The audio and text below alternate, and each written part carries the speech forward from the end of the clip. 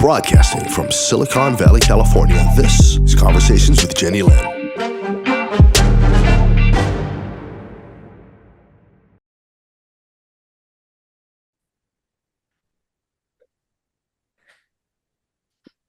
You're watching Conversations with Jennylyn. And in case you missed us this weekend, we are not gone. We were busy doing other fascinating, enjoyable things. Not that we don't enjoy the show. Sometimes you just need to mix it up a little bit, and that's what we were doing. It's Christmas and we have lives, but tonight we are here. And I am not sure how much we can pack into 45 minutes. I'm very blessed because I have two of my favorite people with me. Mel is here as always, and Erik. We are so lucky to have Erik join us again. And I feel like this journey has become a Mel, Jennylyn, and Erik's journey because somehow he's been looped into this drama, not by choice. Although, at my core, I believe this is part of the divine plan, that he is supposed to be a part of this. And so, as I tell you every week, things are happening so rapidly that sometimes if I don't make notes, I count on Mel and now Erik's memory to bring up the blazing parts of what's happened because everything is unbelievable, to tell you the truth. And so last week we ended by Mel and I telling you something. Mel was taken to some place important and something was done that sort of is good news for me. And so tonight I'm going to welcome them both, and then I'm going to let Mel take the lead and explain what that was, and then we will continue with the show.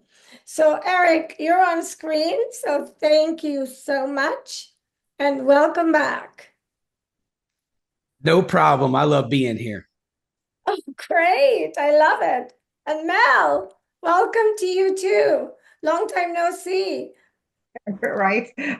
Hi, welcome. Thank you for having me. I have to tell you all, Mel has the patience of a lamb because if the roles were reversed, every time I see her face, I get nauseated because of how much I bother her. I am not kidding. Sometimes when I have to reach out to her, I'm like, God, thank you for making her a saint because she's always receptive. And sometimes I get tired and beat up, and I'm not nice about the situation.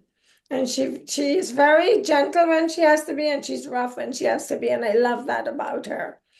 So Mel, I'll turn this over to you to tell them where you were taken and why this is good news for me. So I'm trying to remember exactly where we left off, but I'm thinking we were in LA, right? And did it have to do with The record, bells? I don't know. the Akashic Oh, records. gotcha. Okay. All right. Thank you. Thank you for the reminder. Yes. So Yes. it happened before this last week. So this not just this past week, but before then. Um, as you know, I've mentioned this before that during this whole time with you, I'm always being prompted to do different things, right? In order to affect change, in order to, rid you of whatever's going on, and so that you can be peaceful, right? And I completely allow myself to be guided in the actions that I take by my spirit team, by Archangel Michael, and whoever else might be guiding me throughout this process. And for the first time ever since working with you, last week I was actually, oh, the week before last, rather, I was taken or asked to go to the Akashic Records. Okay. So the Akashic Records, for those of you who don't know what they are, it is a place that holds information for everyone's life and everyone's journey. Okay. And I know that there are many people who can tap into the Akashic records and can read them. I don't, that's not my forte. I don't normally do that. I have seen some parts of my own Akashic records, but that's not something I do for clients. But the way the Akashic records are presented to me is like a building that you walk in with a bunch of halls and just stacks of books. And these books represent people's lives. Okay, they represent information about people's lives. That is how it's presented to me. Again, other psychics or intuitives might have a different version of how they see it, but that's how it's being presented to me. So in any event, I was taken to the Akashic records for you, and I was shown your book, if you so will. Okay. And what was shown to me was that certain things were removed and a new page was turned. And at the top of the page, or the new page said peace. Okay, one big word in the middle of the page, it said peace. Now, we all know, Jennylyn, that you can't have peace with what's going on with you, right? But I'm that told right, but that told me that we must have really, really crossed a threshold in, what it is that we're trying to do, because otherwise I would not have been able to see this, or I would not have been made aware of this. I didn't do this. They were showing me that is the new page. Okay, next chapter, so to speak. All right. So that was the big news, and that's great news for you. Even though we're still, dealing with loose ends, obviously, I know.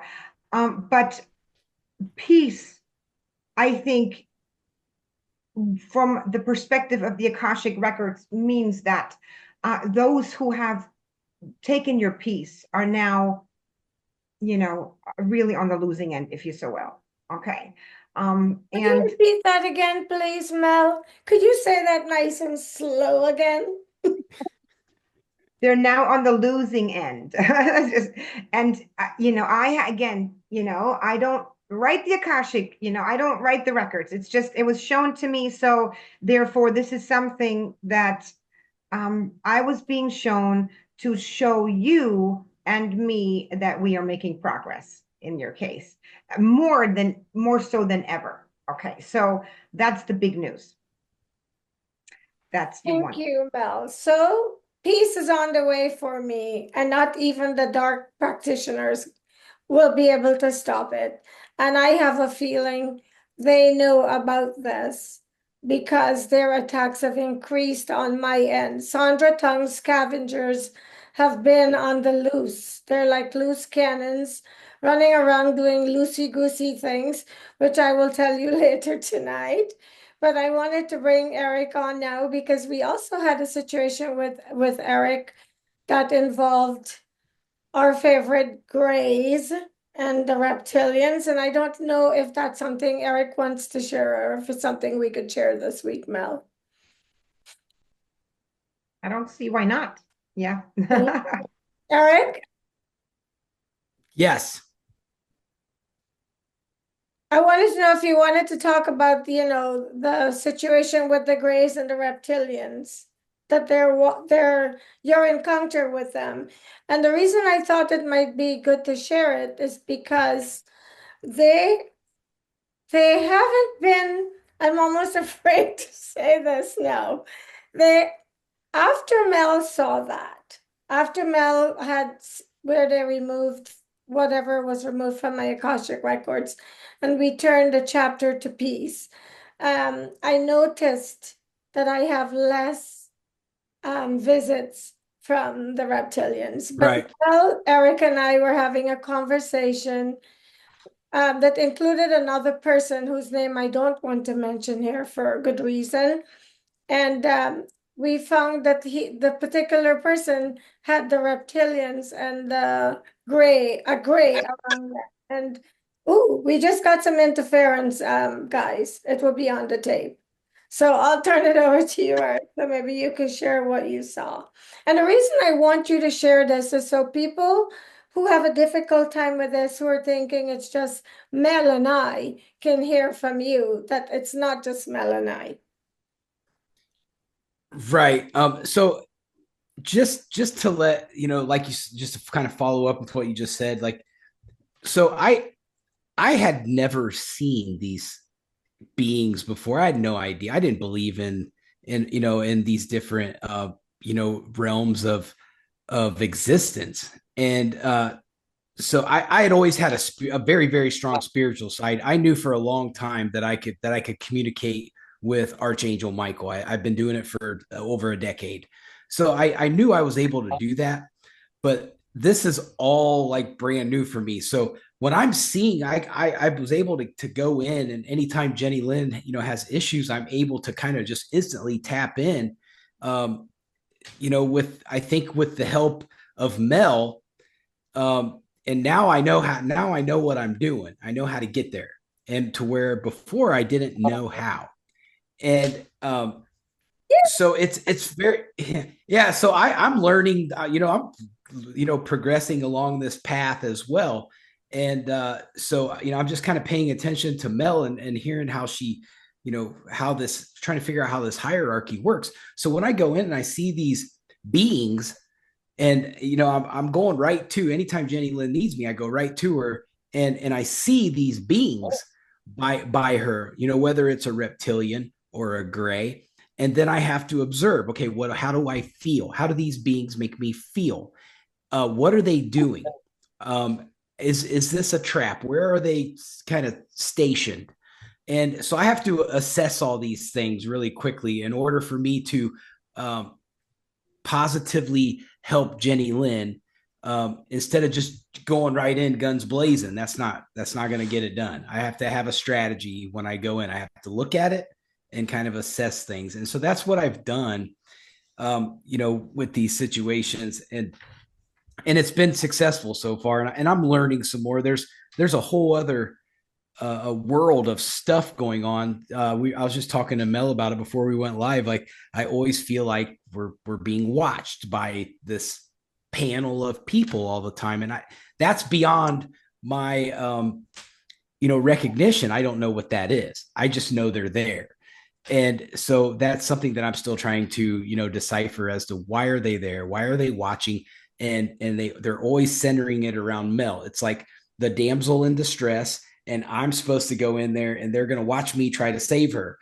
And that's kind of what it feels like sometimes. So Jennylyn, I'm going to have you remind me of which situation, because I So feel like anyway, I will. Guys, this is to show you how much stuff is happening and how quickly it's happening. Erik, I think you did great, because I wanted people to hear, because a lot of people have difficulty with the reptilians and the grays. Some of them had never heard of them before I started sharing this, and they follow my series, and so this is how they're learning about them, as I am learning, and I'm sure you and Mel are learning. It's not like any of us were experts on this. I mean, we right. had heard throughout our lifetimes of them, but never really had to interact with them on this level. And it sounds like in their world, Jennylyn, is their favorite person. They just adore me.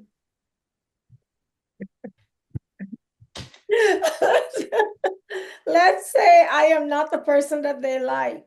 And I couldn't tell you why, but apparently a lot of people don't like me. Anyway, I'm flattered that they don't like me, because these are not people I want liking me. So let's leave it there. But Mel, do you want to remind me? So much has gone on this week. What you think we should really table tonight? And then I want to talk about what happened today eventually, but I will leave that for the end of the show. Yeah, actually, one thing that I'm being made aware of here is a connection that we discovered, a synchronicity between us three. Okay, your dream about the dog, yes. Yes, oh yes. Do you want to go and share that? Maybe I Yes. think that is Yes. important. Yes. Okay.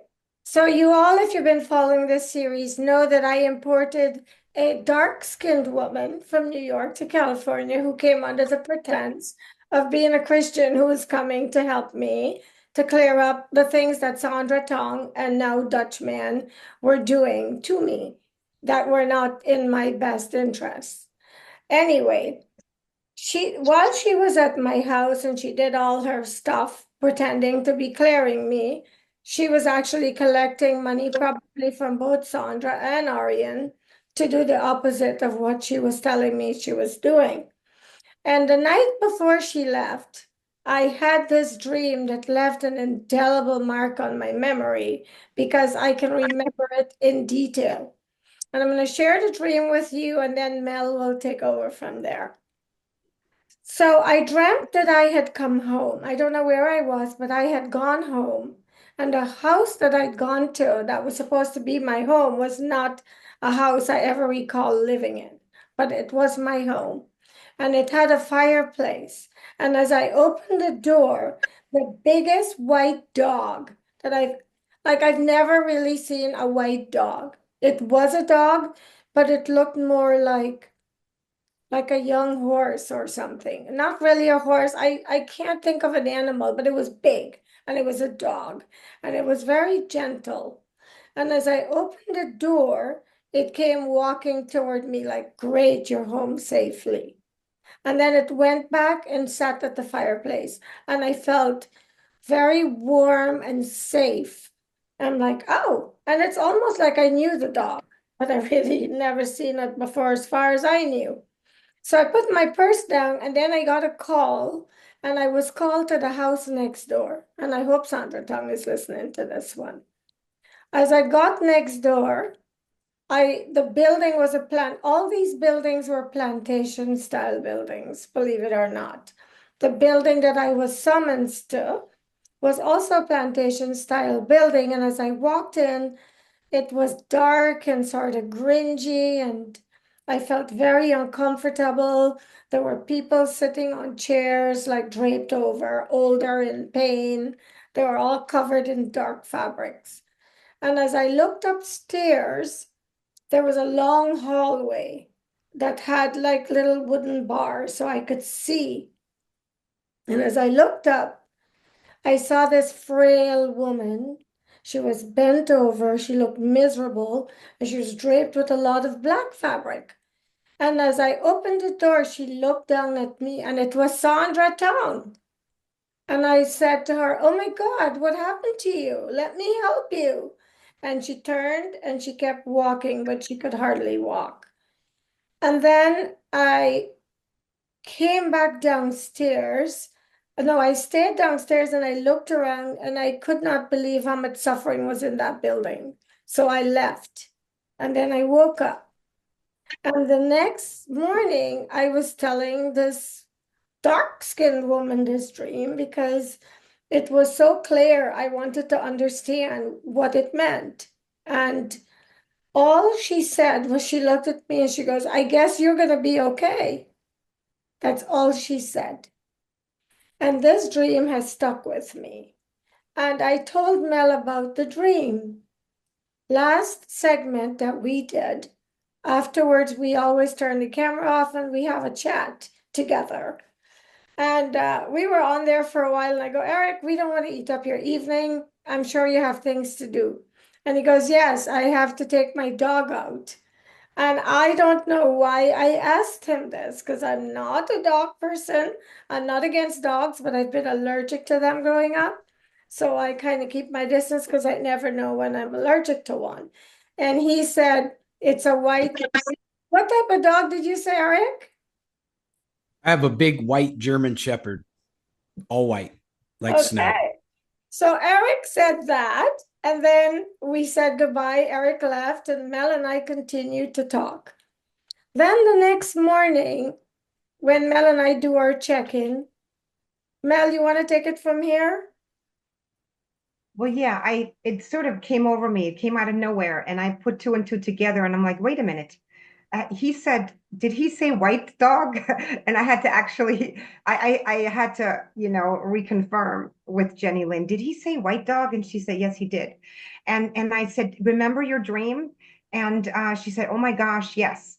And here's another tidbit to the story, okay, which is really, really interesting. I myself in the spiritual realm, I have a different form sometimes. Okay. So, and I don't go into this form, but I have a wolf form. Okay. If that makes any sense. So for those who are spiritual, we can sort of, we're shown different ways and different things. And I was shown a wolf that represents me and that works with me. And the wolf is all white. Okay. So, and I thought immediately, I was like, this is strange. Not only do I have this white wolf form, but he has a white German Shepherd, which kind of looks like a wolf. I mean, it's one of the closest, breeds to look like a wolf if you, unless you look for a husky or something like that. But it's pretty a big dog, and they're all white. And I thought to myself, well, there are no coincidences. There's not. The connection is there, and I just thought it was fascinating. And it was also, we've discovered other coincidences, right, with the colors, with the candles, and so forth, that were just astounding, that linked, Erik to you, and that linked me to you. It was fascinating. We can't make this stuff up. It's almost as if the divine somehow all this long time ago knew that this was going to happen at some point, and they put these visuals and these dreams and these experiences into your life and consciousness so that you would remember. It's the same thing with the key. Remember the key? Oh, yes, yes. Let me tell them about the key Yes, too. that's fascinating too. While the same woman was here, I think the same day I had the dream, she was preparing to come back to New York, and she asked me to buy her some things. So we went to the store to purchase what she wanted. And I had another girlfriend with us. She's one of the women I dedicated a segment to. And the three of us were walking into the store. And as we were walking, this bright, shiny key, a copper, but it looked like a new key, was on the ground. And I go, oh my God, someone dropped their key. Maybe I need to bring it in the store and see if somebody's looking for it. And it was very strange, but they both said, no, that is your key. You have to keep it. And I go, you want me to keep it? What if someone is looking for it? And they said, they'll get a new key. That is your key. And I always wondered would they want me to take someone else's key? But I brought the key home and I kept it at my house. And because I didn't know what I know now, when I was moving out of that home before I moved to New York, I threw it away. But Mel will tell you about the key. Well, yeah, that came into my understanding as well. I didn't know about you finding that key, or your friends having told you to keep it. But your audience might remember when we had made the segment about Archangel Michael asking you to hand over the key for the souls. And whenever and you handed him a physical key. Now, obviously, that isn't a key in that sense, but it was representative of a key. And I was made aware that this was a sign back then already about a certain key that you have, that you own within yourself. And it was representative of that. Even though you threw it away, it doesn't matter, because that's a physical thing that has nothing to do with it.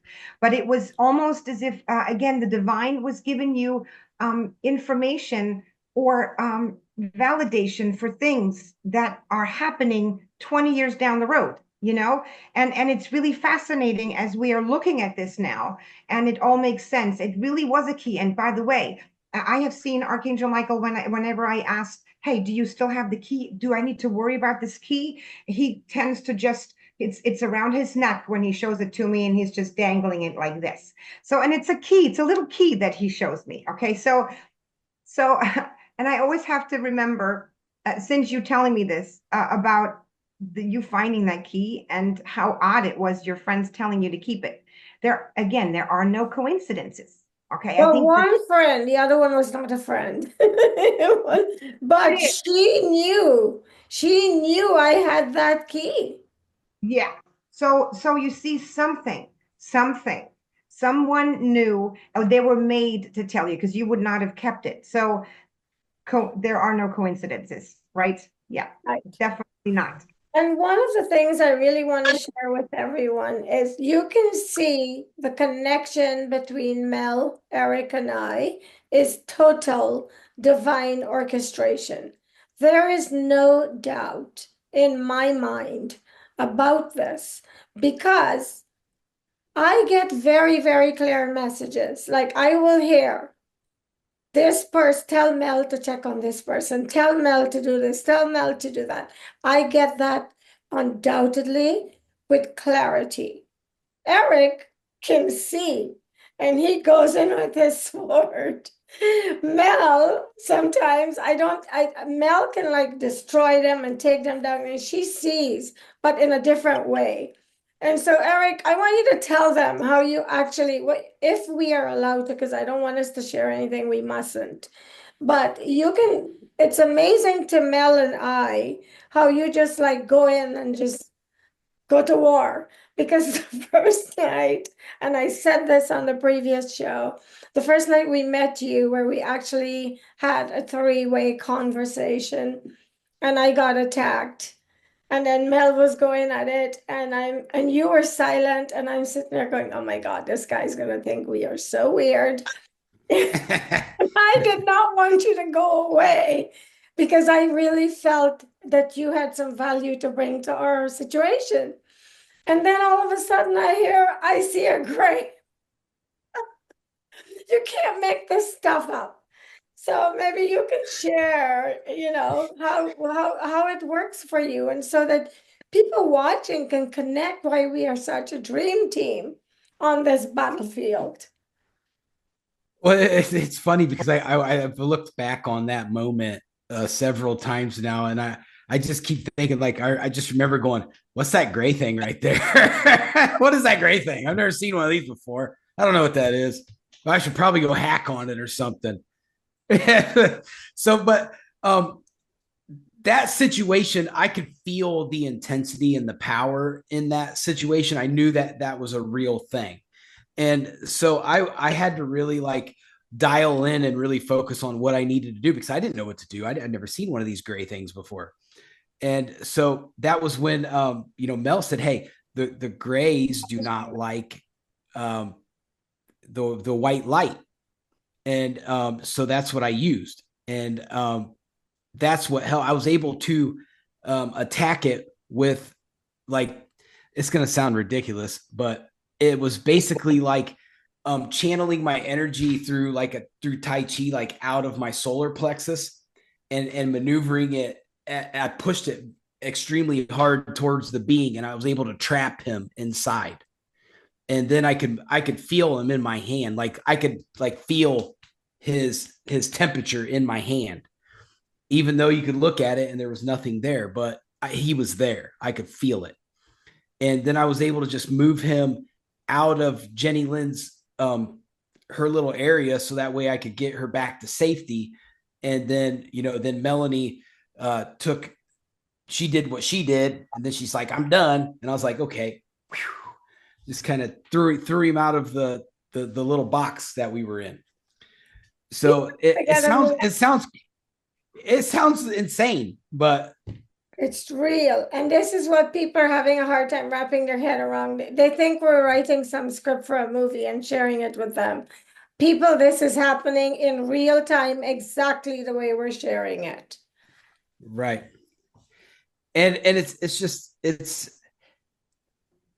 still like mind-blowing to me going in and dealing with this because I'm still learning. I don't know what to expect next. I could hear from Jennylyn tomorrow. She's going to go, "You're never going to believe what's going on today. It's a 7-headed, like, evil dragon." I'm like, "What am I supposed to do for that?" I don't know. Well, I guess I'll go in there and figure it out. And so the last time that we had, that we were dealing with some issues, and you said that there was it was a reptilian. Yeah, reptilian. And I automatically zoned in on that reptilian when I went in, but I felt like it was a nothing. Like there was no energy with it at all. And so that made me think that it was either like a decoy, that it was a nothing, or like what Mel says, like the hive mind had not activated it to do anything yet. But then I could see another one, basically the same, that was, Sorry guys, we're getting so much interference. There's yeah, I a hear that. person here you're hearing it? It will be on the tape. You guys can hear it. Somebody's having a conversation in parallel with Eric. Sorry. I don't know who it is. Sorry, Eric, keep going, but I just wanted to let you know.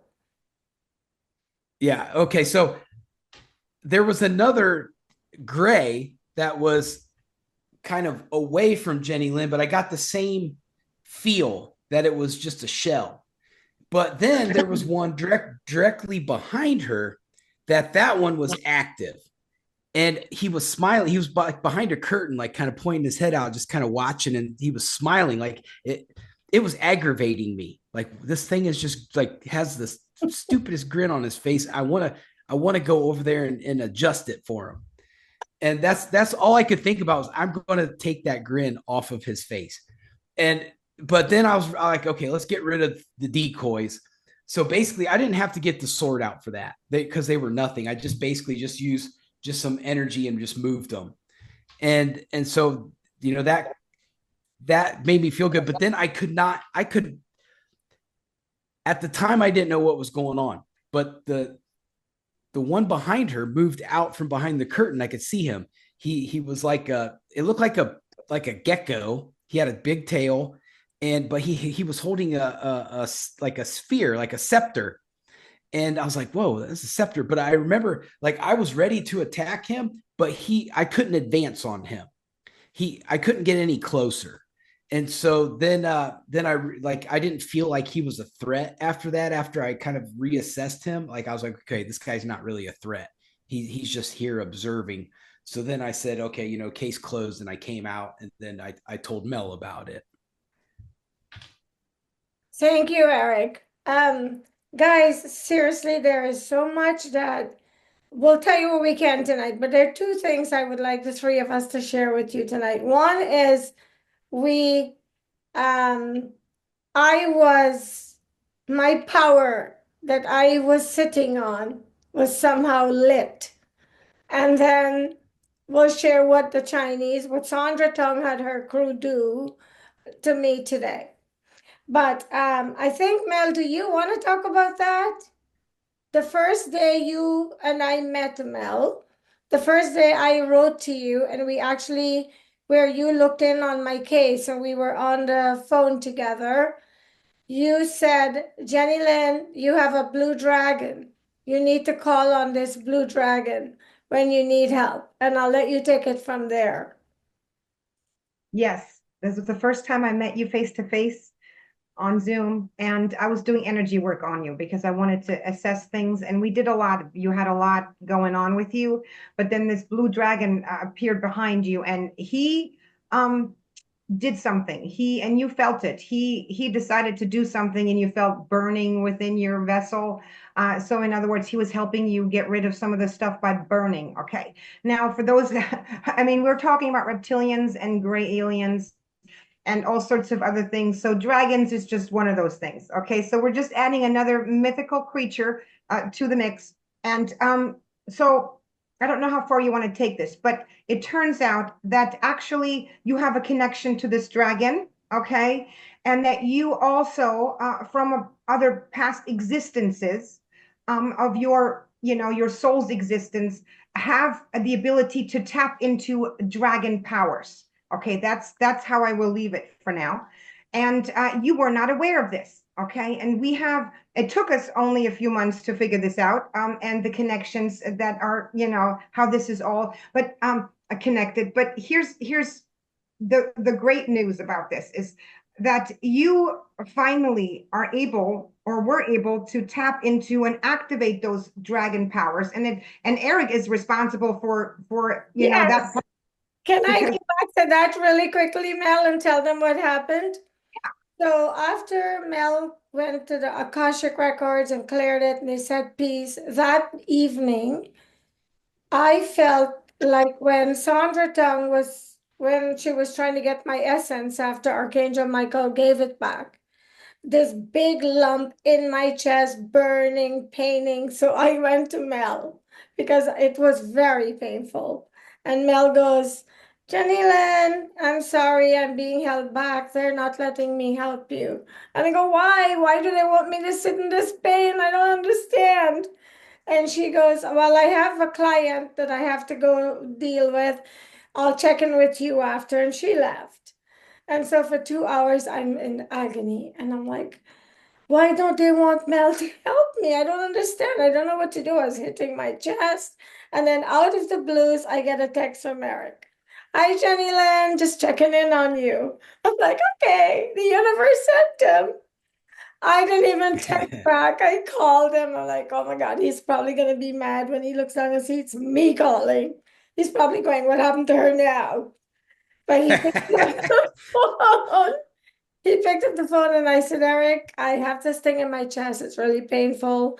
They wouldn't let Mel help me. But it hasn't stopped and it's been 2 hours. And then I'll let you and Mel take it from there. When I got in there and I saw what the problem was, I didn't have any restrictions. I could have reached in there and took it out, but they didn't want me to.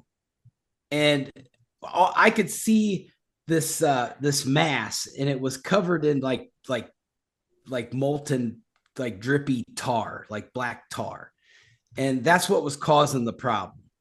So and then Mel, like, we both kind of tag team this on how to tell her how to get it out, and it was just one of those things that this was her time to start learning how to do it on her own, I think. And things started to change for her after this happened. And that's all I'm going to say about it, because the rest is your story. Before Mel comes in, Mel, we forgot a key part of this. Mel and I were on the phone, and I just adore this woman called Mel because I could feel her wanting to help me and they wouldn't let her. And she's like trying to tell me different things to do. And I go, Mel, my lights have been blinking. The kitchen lights have been blinking. The bathroom lights have been blinking. My chandelier is blinking. Someone is trying to get my attention. Are you getting anyone? And she goes, let me see. And then the computer froze. I had full internet access, everything froze. And the computer shut down. I think Mel got disconnected. We had to call each other back. And I go, what the heck is that? And then she goes, oh my God, it's the Palladians. People watching this show are going to think we've all lost it. She goes, the Palladians are at your house. I swear to God, the Palladians are at your house. So I think they came in and they turned on my power that I had been sitting on. And then Erik says, I think you're being tested. This is like a test. It's like they turn your power on and now they want you to use it. So they're not going to let Mel or I help you. So Mel, I'll turn it over to you now, and then you can tell them how we got it out. Well, basically, yes. So it's almost felt as though it was a controlled environment. Yes, you were experiencing pain. Yes, you were, suffering at that moment.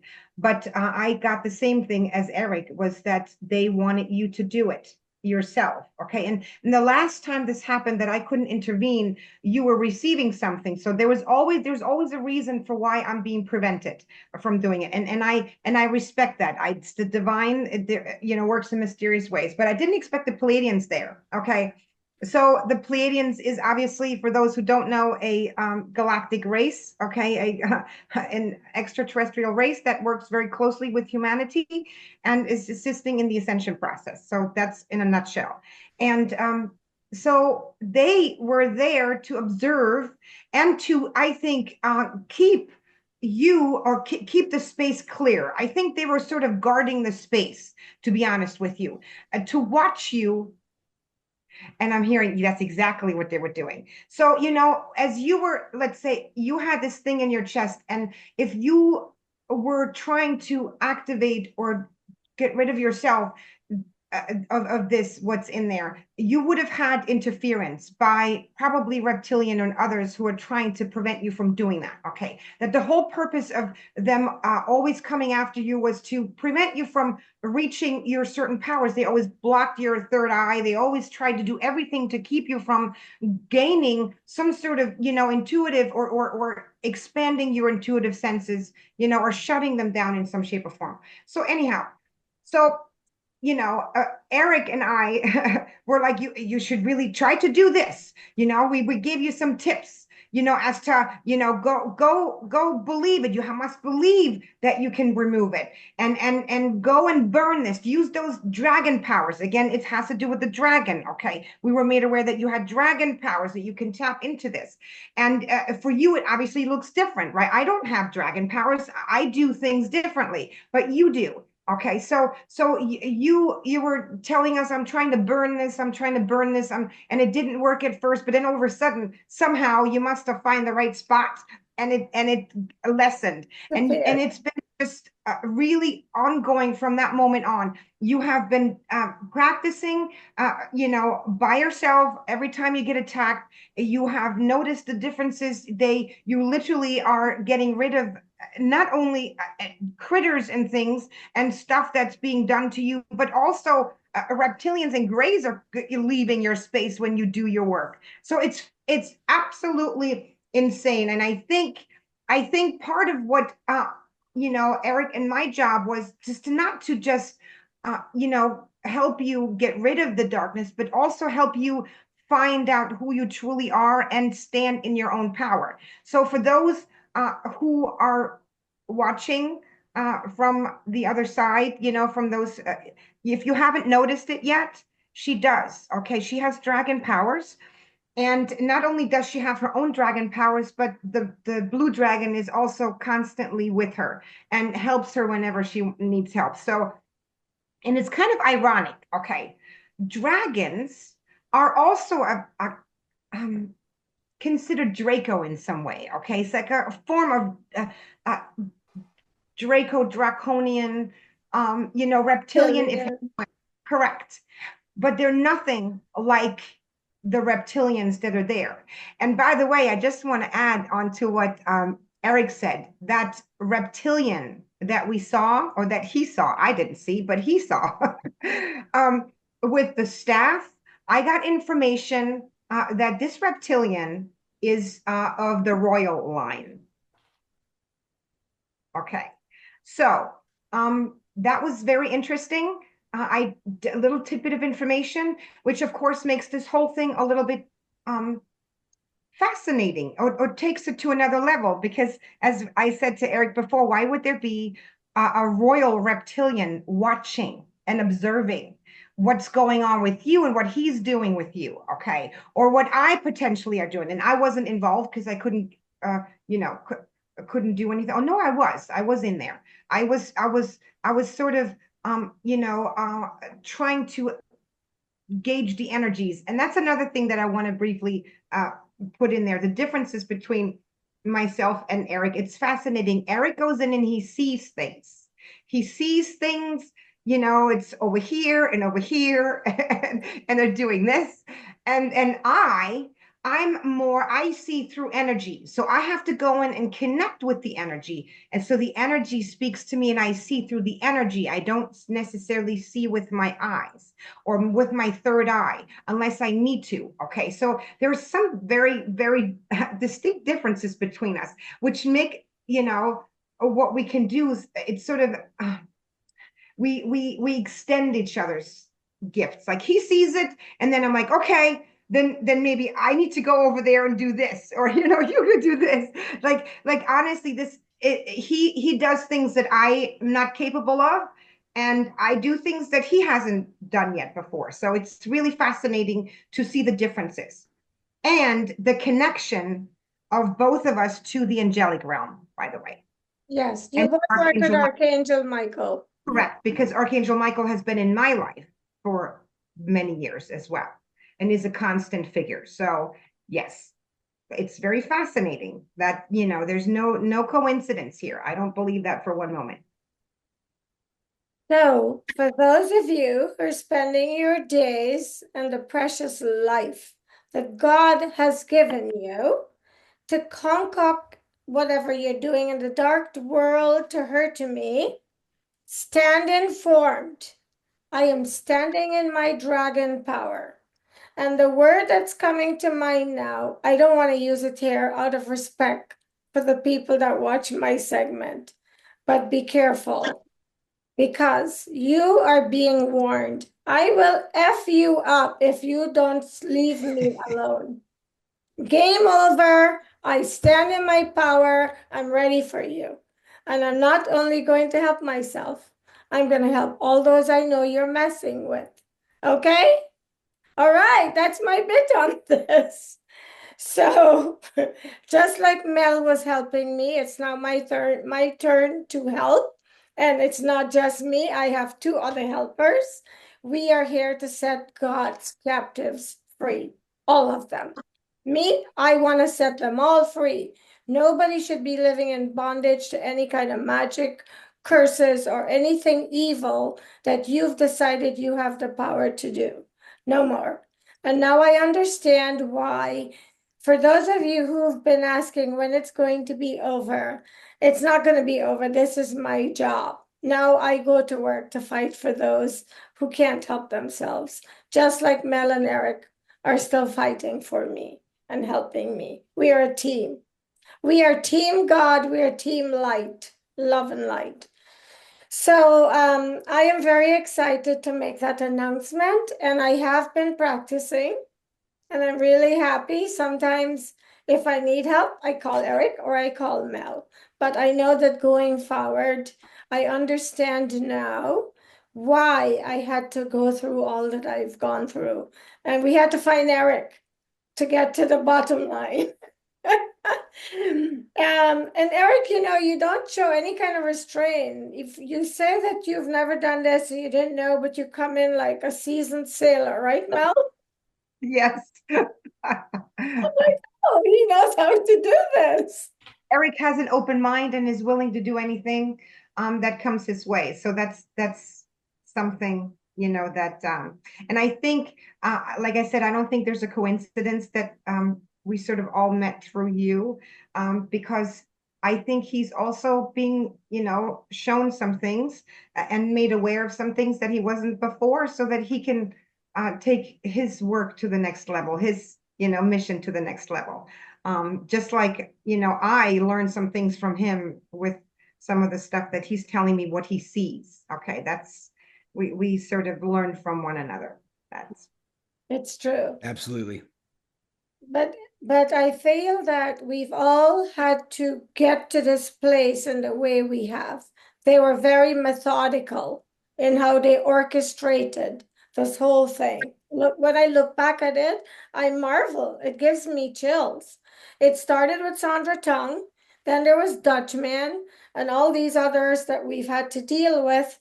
But it was all sort of taking down posts and taking down bits and pieces that needed to come down before I was free and clear of all that was done to me, before I was able to step into my power.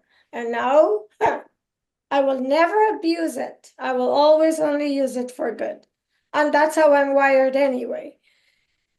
But Sandra Tong does not give up, because although that Mel has she has been rendered incompetent when it comes to some of what she was doing, she has not stopped because she's just evil. And so what she has done is hired what I call her scavengers in New York. And I feel she threatens them because they do her job very skillfully. But it's just funny how every time she puts them to do something and they show up, my guides send me outside, my angels send me outside so I can see them. So this last weekend, I had visitors from out of town, and we were out until very late last night. And when we came home, it was raining, so I rushed into the house. And she was packing because she was leaving this morning. And I put all the trash together, empty boxes and stuff, and I thought I'll take it outside tomorrow. But I heard, take the trash outside. And I thought, take the trash outside, it's raining. Oh, that's the timer. And I said, wow, you see that? Can't make this up. So I went outside. No, my girlfriend offered to take it. And I said, no, you just pack your shoes, I'll do it. Because I kept hearing I had to take it out. So I go outside and I found this water bottle, the one that you buy water for the month and you put it on a stand outside of my house, a little bit off to the side. And I thought, where did that come from? So I ran in my house, I took a picture, I sent it to Mel. I go, Mel, this is really weird. This is sitting right outside of our house. I'm smelling one of our visitors.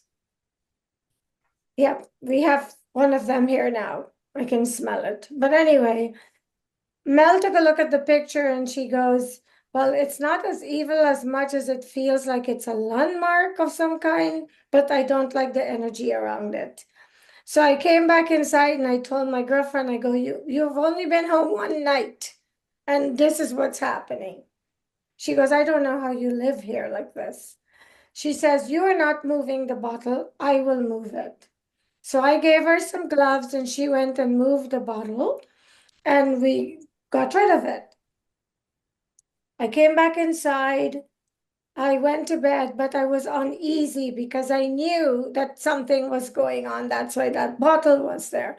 So me, Miss Dragon, I did my work. I blasted every energy on that bottle and I blasted all the energy that was attached to it and all those that were attached to it before I went to sleep. And I wasn't sure if it worked, but I blasted it good and hard. This morning I woke up, I saw, and I'll put pictures of them on this video so you guys don't think I'm crazy. We found this huge golden ball. It's like a yoga ball, that size, gold, like rammed under the hedge at the front of my house. And the first thing I saw when I looked out the window, and I'm getting interference a lot, I saw it there. And I thought, oh my God, these people are relentless. So I took a picture and I sent it to Mel. Mel says, when I look at it, my head is hanging. I'm feeling defeat. Go ahead, Mel. Tell them what happened when you looked at the picture. Well, it is, when I tap into the energy of an object or person, it speaks to me. Okay. I literally feel, I connect with the energy and there's memory there, there's emotion there. And the energy that I received from this big ball, golden ball, was nothing like the bottle the night before. It was actually made my head hang. And this is kind of like what I was doing and the word that came to mind was defeat. So whoever was putting it there had the item infused with this energy. Now, whether this energy was carried from the person that actually put it there, meaning one of the scavenger people. Maybe that person was very defeated, and as it was putting there, that's the energy that went in. I don't know, or if it was, actually from the person who gave the order to put it there. I don't know. That I cannot tell. But whoever did this was really not in a good place. Okay. And I was like, well, I don't see anything evil on this one. This person's just not feeling good. Okay. So, but nonetheless, it was the strangest thing to see this in your bushes. I mean, we've never seen this before. You had small little items left. This was huge. But it was gold. I'm like, are you giving me a prize? Are you acknowledging my power is kicking your ass? Is that what this is? I know the color of it made me wonder too. Yes. But and I thought, is this something maybe that the light side put there just as something to be reminded of as to what it is that we're doing. Is it? Is it? Can you check and tell us?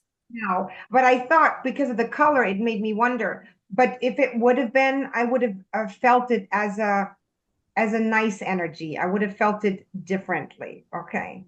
I just saw a white thing fly across the top of my ceiling. Yeah. Yeah, just telling you, I just saw it. Well, I think it's white. It must be angelic. So yeah, so anyway, it wasn't done by the light side, it was done by, them. By But it Sandra's scavengers. somebody clearly, if they're doing that, and it had the energy of defeat. Sandra Tong, it's time to go and put on your little black outfit that I was showing you in my dream and leave me alone. You can never win this battle. You are fighting me. You can't win. Get it through your thick skull. However, it didn't end there. I had a doctor's appointment. I got in my car. The night before I drove my car, the tires were perfect. As I got onto the freeway, I get this beeping noise on my dashboard and look down, and it says my tire, which is normally a 32 gauge tire, is down to 17, and I need to get off the freeway. Well, I panicked a little bit because I was in a lot of traffic, so I called Mel. I called Mel for everything. And Mel was talking me through this. She goes, "You need to get off and find the closest gasoline station." And this is one thing I want to point out. Every time they try to do something terrible to me, I find the most kind, loving people, like they were placed there to help me. I pulled over to this gasoline station. This Russian gentleman was standing there, and I pulled up and I said, "Sir, I need to put some air in my tire. I will give you some money because I don't know how to do it." And he goes, "That's okay." And while we were doing this, a gentleman from JetBlue, he had his whole JetBlue stuff come in, and the two of them, they took over, they filled the tires, they checked other things, and then they said to be careful. And I could not believe it. There was like they were waiting for me. So they filled up the tire. I got in the car, got back on the freeway. By the time I drove from the shop to the freeway to where I actually merged, the tire was back down. So Sandra Tong's scavengers slashed my tire because I moved their water bottle. That's my guess. When I moved their whatever, when I interrupted their operation, they were very angry and they slashed my tire. So they need to know a report has been made to the police now. Because the spiritual stuff I can't go report. But when you're slashing my tires, this is a different ball game. And don't forget, my camera is recording everything. I'm going to move my car and start putting it in the front of my house. So just stand warned. The police has been notified. And Sandra Tong, you may be in California, but your name is the one I gave because the orders are coming from you and we know it. Okay, that's my say. Mel? And then I'll ask Eric what he wants to leave before we wrap this up. I think you pretty much said everything. And yes, it's unfortunate that it escalated to this, but this just goes to show how desperate these people are because they were able to get away with magical stuff, with ritualistic, attacks. And these ritualistic attacks are not working anymore because you are disabling them. I'm not even the last couple ones you did by yourself completely. And when I went in and asked my spirit team, "Hey, do I need to do anything?" And they're like, "Nope." So, you've become a powerhouse and you're continuing to grow. So, but again, back to what I was saying is this has now reached a different kind of level. Okay. So this is a whole nother ball game and it's unfortunate. And, we will deal with it as we move along, but at least from the spiritual side of things, we have reached a point now, especially by allowing you to step into your own power, that I think is unbelievable. And I think you also feel so empowered, so much more empowered than you ever have during this entire time or this experience over these past 20 years, which is, allowing you to finally do what it is that you and your soul came here to do. I think that is part of, it's a big part of why we came into your life.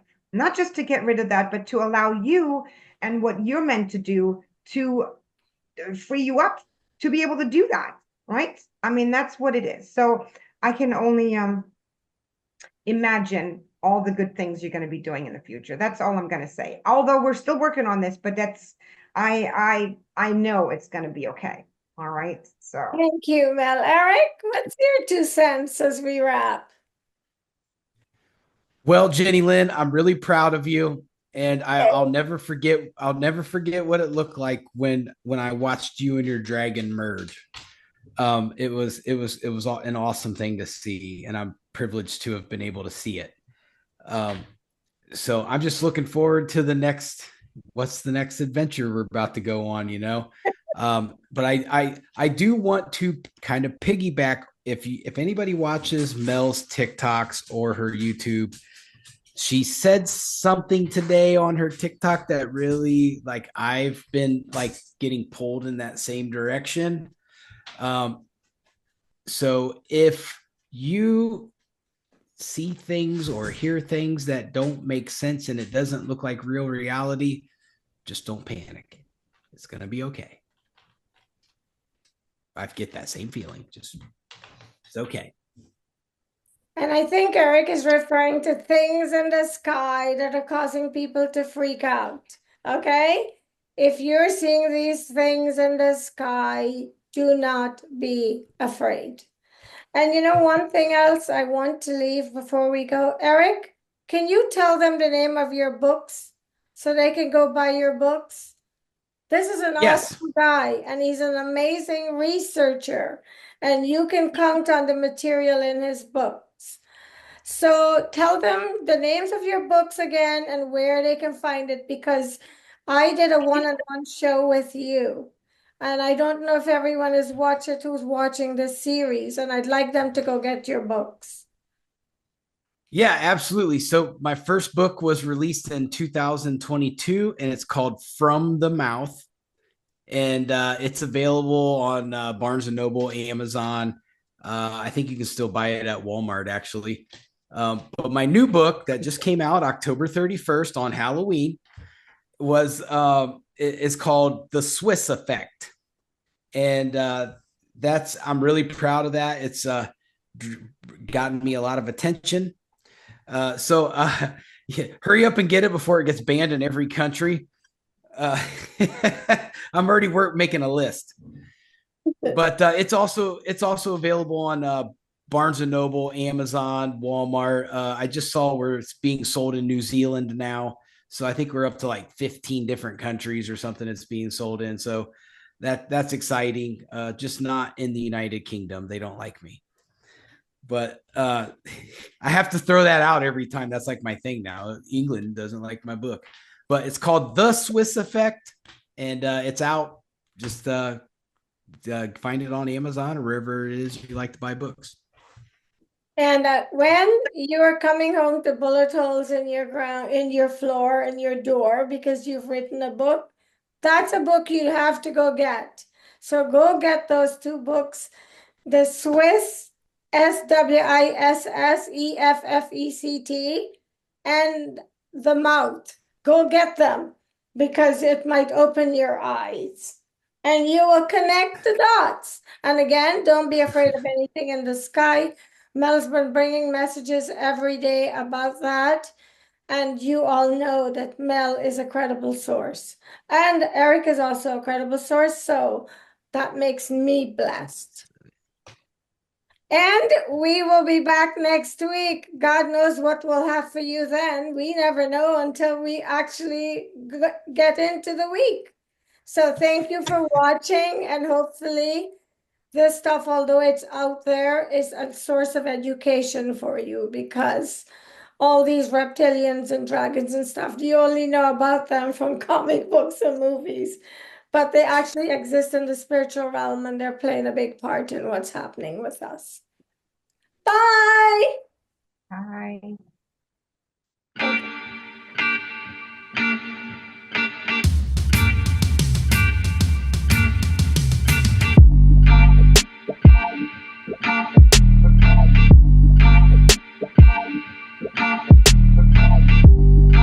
Broadcasting from Silicon Valley, California, this is Conversations with Jennylyn.